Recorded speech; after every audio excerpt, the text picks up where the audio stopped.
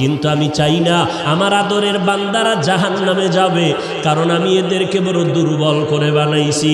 ওয়া খুলিকাল ইনসানু যায়ীফা, মানুষের মতো দুর্বল কিছু বানাই নাই।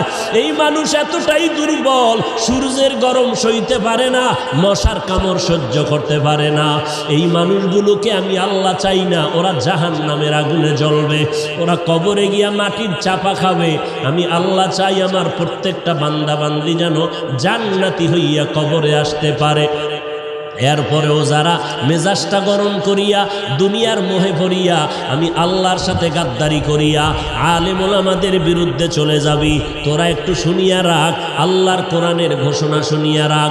আল্লাহর কোরআনটা কেমন সত্য, আজও পর্যন্ত কোরআনের চ্যালেঞ্জ কোনো বেঈমান গ্রহণ করতে পারে নাই। আজও পর্যন্ত কোরআন একটা ভুল কেউ বের করতে পারে নাই।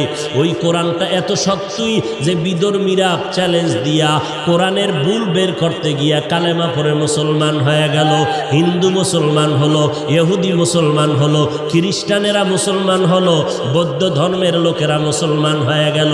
আমার নবী কেমন সত্যবাদী নবী, 63 বছর জীবনে ভুলেও কখনো একটা মিথ্যা কথা বলেন নাই। ও এলাকার মুসলমান, একটা মানুষ দ্বিতীয় একটা মানুষের নাম বলো। এত আদর্শের গান গাইলা, আব্রাহাম লিঙ্কনের আদর্শ, মাও সেতুনের আদর্শ, লেনিন কালমার্সের আদর্শ, প্লেটোর আদর্শ, এমন একটা আদর্শের গার্ডিয়ানের নাম বলো যেই বান্দার জীবনে মিথ্যা বলে নাই। দুনিয়াতে একটা মানুষ, একজন ব্যক্তি রহমাতুল লিল আলামিন, কেমন নবী আমার যার জীবনে 63 বছর হায়াতে ভুলেও কোনো একটা মিথ্যা কথা বলেন নাই। বেঈমানেরা পর্যন্ত আমার নবীকে সততার কারণে কি উপাধি দিয়েছিল বলো? আল আমিন উপাধি দিয়েছিল। ওই নবীর কথা সত্য।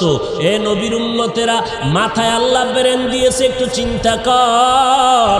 যদি কোনো ধোকায় পড়িয়া থাকো, অন্তরের একটু জিজ্ঞাসা কর, ওরে যদি বুঝি হুজুরে মিথ্যা কয়, লক্ষ লক্ষ নবীরা তো মিথ্যা বলতে পারেন না, লক্ষ লক্ষ সাহাবায়ে কেরাম মিথ্যা বলতে পারেন না, লক্ষ কোটি কোটি ওলামায়ে কেরাম মিথ্যা বলতে পারেন না। নবীদের কোনো গুনাহ নাই, এরপরও মরণ পর্যন্ত কান্নার আওয়াজ। অন্ধকার কবরে আমি একা কেমন করে থাকব? সাহাবায়ে কেরাম মিথ্যা বলেন নাই। এত বড় বুজুর্গ, এত বড় তাকওয়াওয়ালা, এত বড় ইলমওয়ালা, এত বড় আমলওয়ালা, এরপর মরণ পর্যন্ত কান্না করলেন। আবু বকর কত দামি, নবীর প্রধান খলিফা, সারা দুনিয়ার মুমিনের নেক আমল যদি এক পাল্লায় দেওয়া হয়, আবু বকরের নেকের পাল্লা ভারী হয়ে যাবে।